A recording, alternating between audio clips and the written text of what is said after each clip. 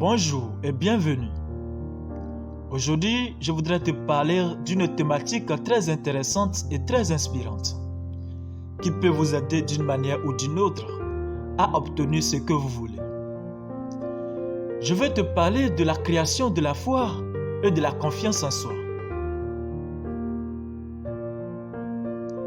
De tous les temps et depuis la création du monde, toutes les religions islamiques, chrétiennes et autres ont exhorté l'homme à la foi, mais on ne lui a jamais expliqué comment acquérir la foi.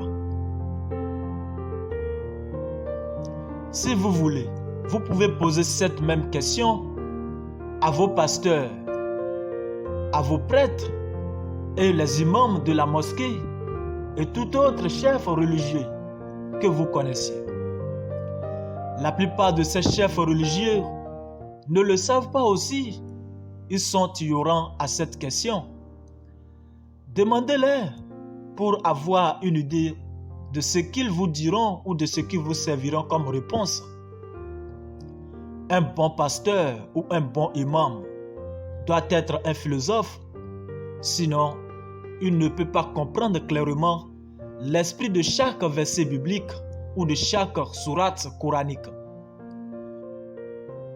Le plus dangereux est qu'il y a assez de mensonges dans ces livres religieux et qui sont à l'origine du sous-développement de l'Afrique.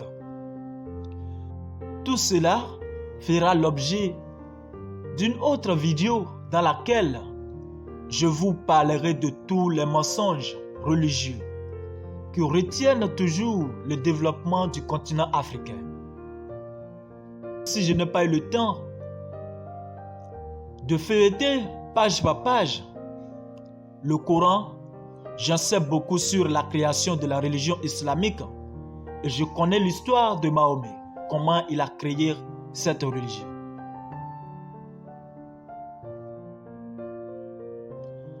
Abordons la question du jour qui est la suivante: comment créer la foi et la confiance en soi pour obtenir ce que l'on veut?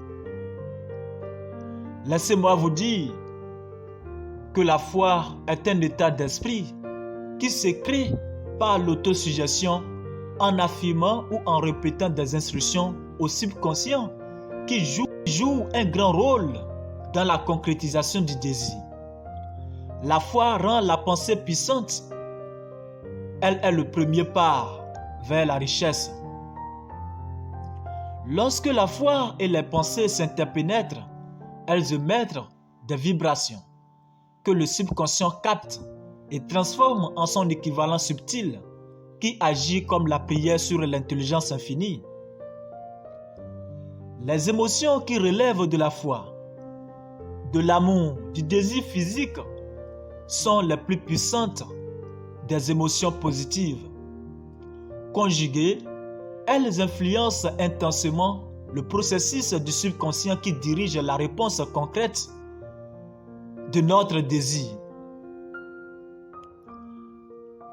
La foi judicieusement orientée donne à chacune de nos pensées une puissance fabuleuse.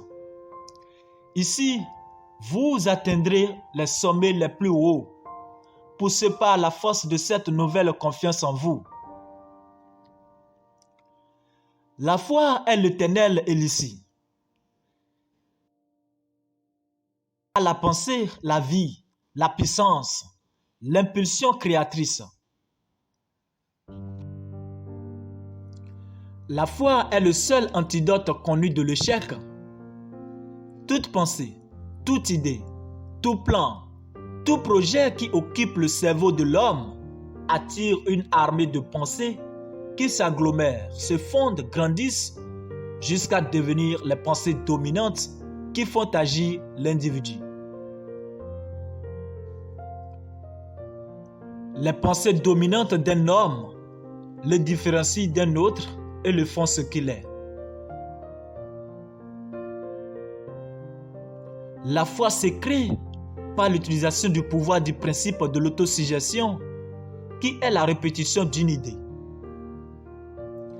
Quelle que soit sa nature, peu importe que votre idée soit bonne ou mauvaise, riche ou pauvre. C'est pour cela, je vous avais dit que la richesse et la pauvreté sont toutes deux filles de la foi. Par l'autosuggestion, transformez votre timidité en courage, votre pauvreté en richesse, vos idées en réalité. Quittez la négativité et devenez optimiste ou positif. Entraînez votre esprit à être positif. Voici 5 règles écrites, apprises par cœur et répétées vous permettront d'appliquer le principe de l'autosuggestion.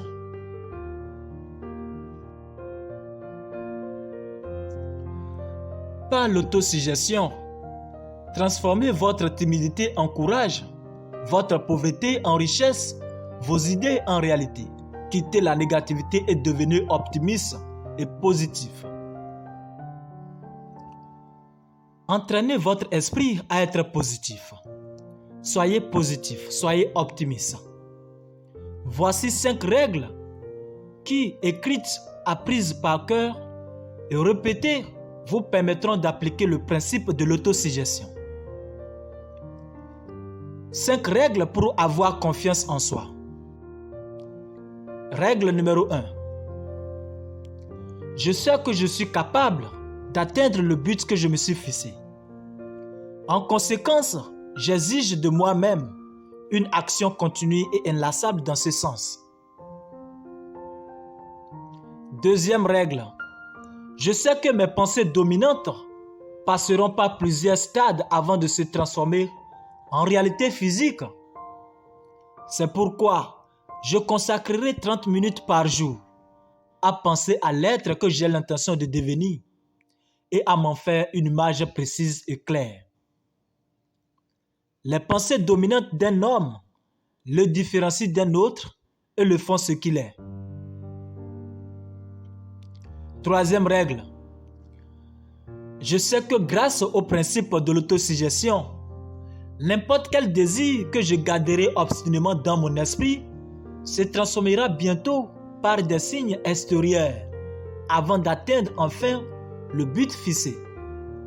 C'est pourquoi je consacrerai 10 minutes par jour à exiger de moi-même une plus grande confiance. L'obsession est plus que la foi.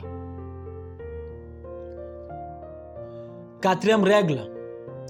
J'ai rédigé une description très claire du but précis que je me suis fixé et je ne cesserai d'essayer chaque jour de le réaliser. Cinquième règle. Je réussirai en attirant toutes les forces dont j'ai besoin et en étant toujours le premier à rendre service. Je donnerai à mes semblables l'envie de m'aider. En développant en moi l'amour de l'humanité, je chasserai de tout mon cœur toute haine, toute envie, toute jalousie, tout égoïsme, car je sais qu'une attitude négative envers mon prochain ne peut m'apporter que des déceptions. Il croira en moi parce que je montrerai que je crois en lui et en moi-même.